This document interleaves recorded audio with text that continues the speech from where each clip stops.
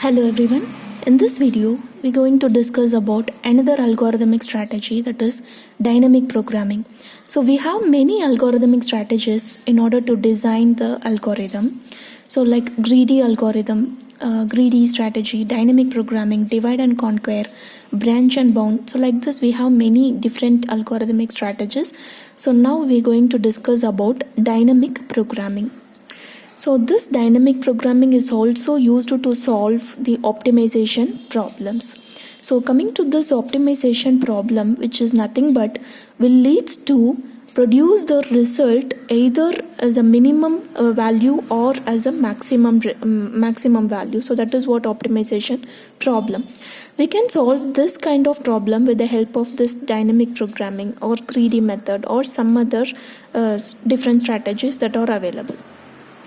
As per this dynamic programming algorithm strategy, so we can able to divide the complex problem. The given complex problem can be divided into many simple sub problems.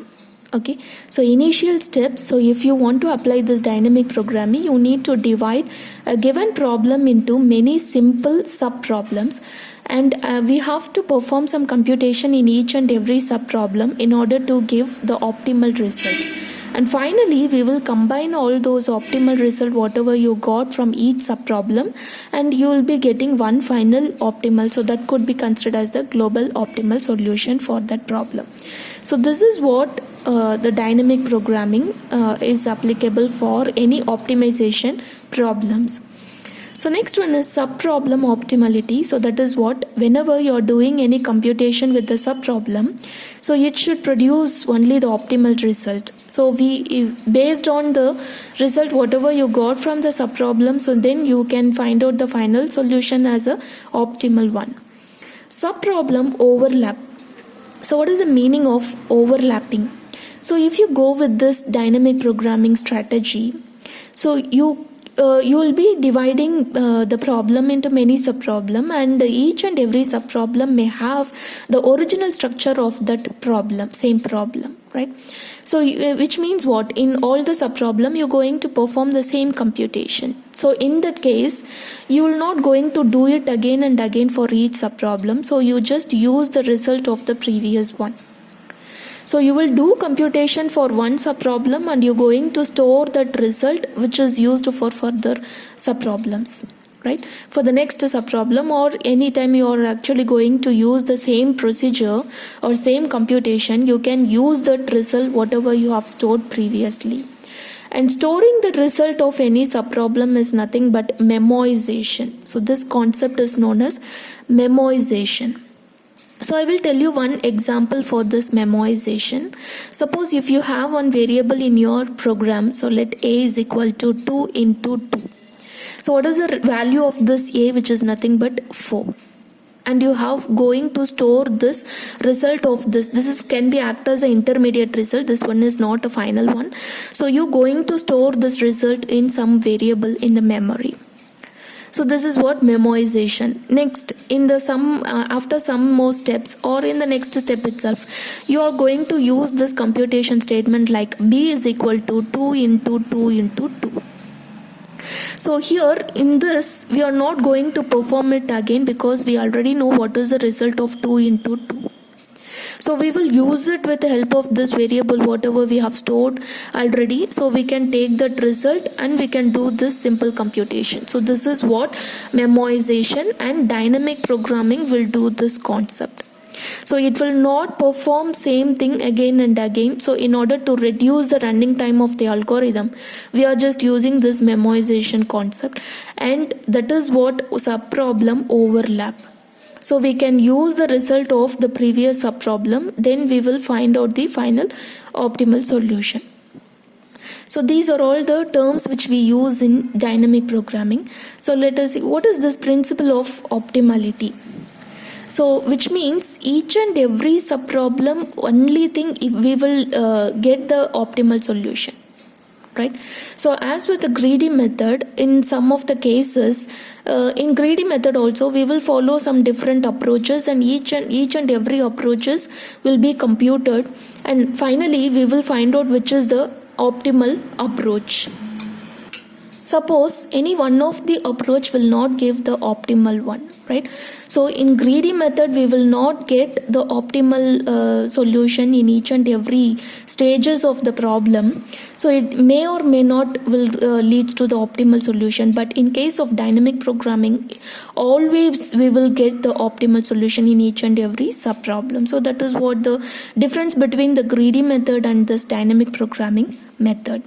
So principle of optimality, which means in each and every sub problem, so you will be getting only the optimal solution, so that it will be very easy to find out the final optimal solution for any problem. So this is what principle of optimality. So let us have an example how to apply this dynamic programming in order to solve the knapsack problem, and particularly this is actually 0-1 knapsack problem. So we have already solved this knapsack problem, so that is fractional knapsack problem with the help of greedy method.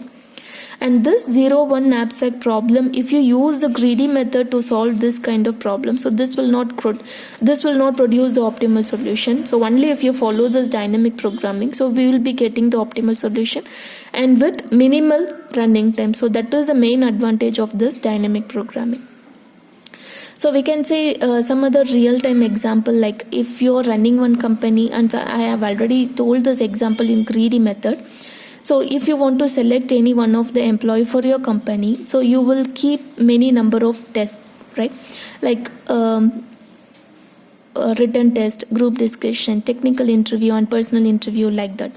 So you will be having different stages of interview, and you're going to conduct for some of the candidates, but you're not going to conduct all the tests for all the people whoever came for the interview. So first you will conduct this written test for all the candidates whoever attended the interview, and you will shortlist some of the person, and you will going to keep that second round only for some candidates, right? And you're going to keep the third round only for few candidates. So again you will shortlist from the second round, and you're going to keep third round only for the people who have performed well in the second round.